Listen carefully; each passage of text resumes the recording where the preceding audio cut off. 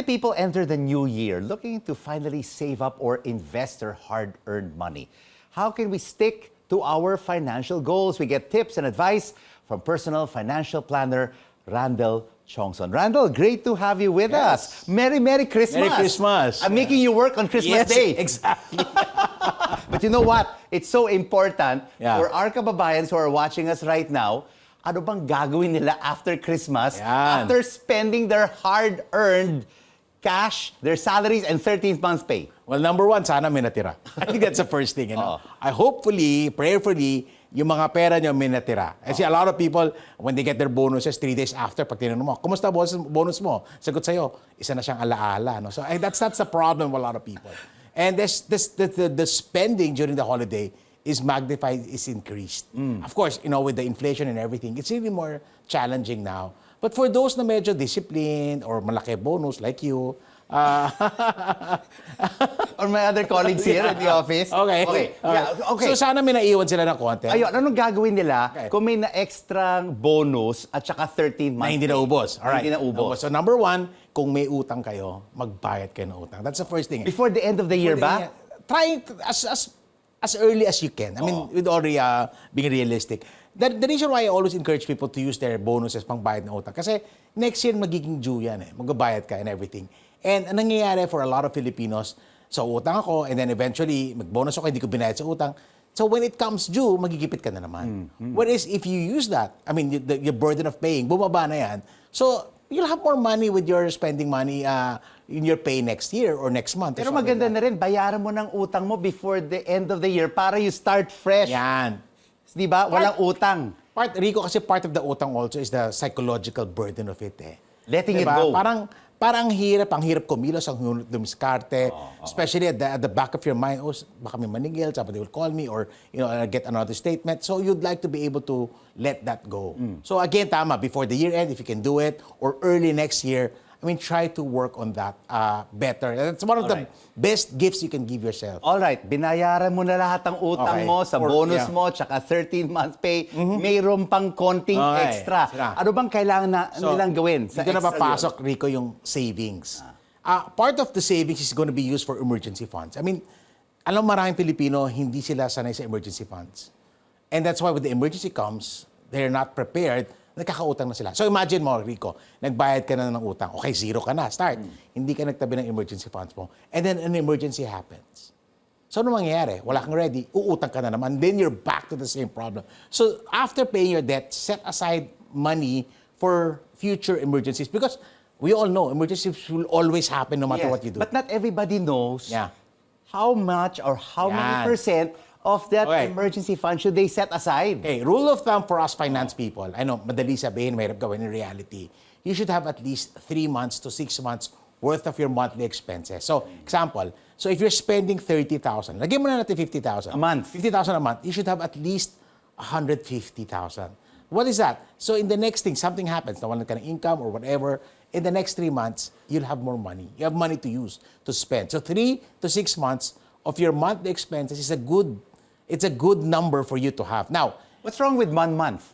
sorry? What's wrong with 1 month of Kulang yan eh. Kasi some emergencies can be, some emergencies can really be life-changing. If it's a sickness or, nawalan ka ng trabaho and you come from an industry that's really challenged and it's hard for you to get a job. So there's so many things that's going to happen. Of course, sicknesses and all these things, lahat yan eh. And that's why 1 month mabilis maubos. The 3 months is ideal kasi in the next 3 months, makakadiskarte ka eh. You can find a new job or you can reduce your spending so that you can stretch it. And there's enough that you can use to tide you over at least for the next 2, 3, 4, 5 months. Alright, 3 to 6 month emergency fund, nasa bangko lang yan. Tinitingnan mo yung passbook mo, yung ATM. Wala nang gumagamit ng Hindi. passbook ngayon, Rico. Ang baba ng interest rate nito, Randell. Okay. Tapos may nag-aalok sa'yo ng investments, cryptocurrency, time deposit, foreign exchange, commodities. Sa aming finance people, we always tell them, emergency funds first before investing. So you're not supposed to make money out of your emergency funds. It's there for emergencies. Kaya nga 3 to 6 months lang. Hindi ko naman sinabing 3 to 6 years worth, di ba? 3 to 6 months lang. So just, just to tide you over. I thought the thing with investing, when you're investing, lahat ng pera mo, in-invest mo. and the market is not doing well, like what's happening right now, biglang nangailangan ka ng pera, pupull out mo ngayon yung pera mo, chances are lugi yung pera mo. So now, if you have emergency funds, you won't touch your investments. You won't sell that property, you won't unload your stocks or whatever paintings that you bought. Hindi ka nagmamadali. Because pag nagmamadali ka, you have to liquidate everything at a bargain. That's right. So At when a you loss. at a loss. When you have money, well, I don't need to do that. I can wait a little bit longer. All right, you have a 3 to 6 month emergency fund. Meron ka pang extra 3 months. Okay. Where do you invest it? Yan. Where do you put your smart money? Yan. Randell, for So, 2024. ang sagot dyan, sana all, di ba? I mean, may nakabayad na ng utang, may emergency funds, everything. May extra pa, Step by no? step, step by Okay. step. Maghanap tayo ng ganong case study, no? Medyo mahirap yan, no? No, but really, if you have any more, I mean, though some people are really disciplined, then you have to start looking at your goals. What are you investing for? What's important for you? Like as financial planner, we always ask them, ano ba talaga gusto mo? So these are your objectives. One, I always recommend Pinoys to have at least start a retirement fund. Even if people much younger than us, Rico. Okay? 20s, 30s. 50 lang naman tayo 50. X, 50X. Okay. So example, those things. So you want to be able to start that because the beauty is you have time as your advantage. The small amount that you set aside, 2,000, 3,000, 5,000, but you've done it over like 20 years, 15 years, 20 years, 25 years. That's going to amount to something. Compounding effect, market changes. Lalaki yan. And hopefully, you're going to be able to use that for retirement or even property. Start buying, magkulo ka na ng property and you want to be able to do that. So over the years, 10, 15, 20 years, that's going to amount to something. That's the ideal, no, Randell? Pero nakikita natin itong mga millennials tsaka mga Gen Zs, they get into new alternative investments, mga NFTs, cryptocurrencies. Tapos nangungutang sila. To do that. Tapos natatalo sila. Yeah. And baon sila sa utang. This is the Gen X in us speaking. Anong mangyayari naman doon? I always tell a lot of people, it's okay to try. So ang key dito, Rico, no? I mean, I'm also realistic. Okay? Try a little bit, but don't put all your money into that. Example, let's put an amount, no? May 20,000 kang for investment. Oo. Siguro limit mo lang to 3,000, 4,000, 5,000 at most from there.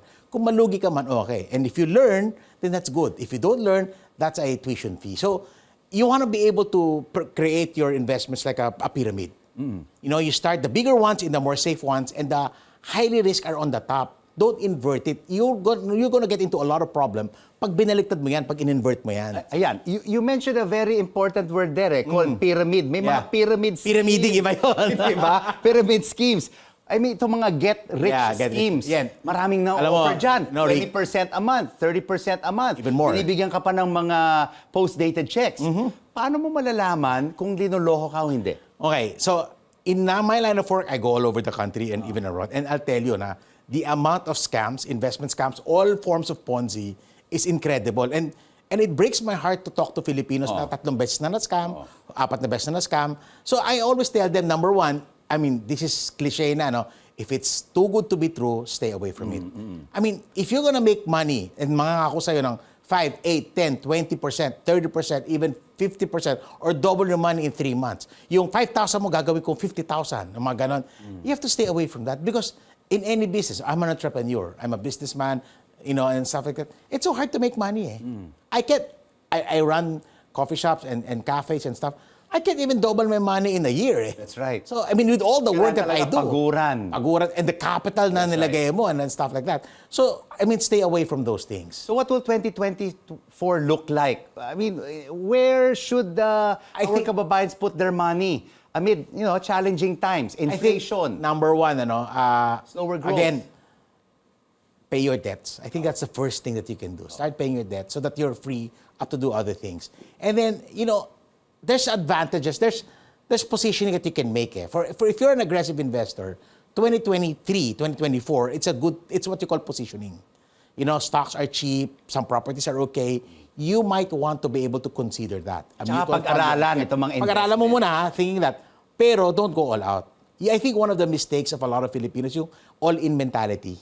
Let's all go all in kasi lalaki. Parang bandwagon effect. So, kailangan lang yan. You have to learn how to allocate. It's always nice to, mag-Excel ka.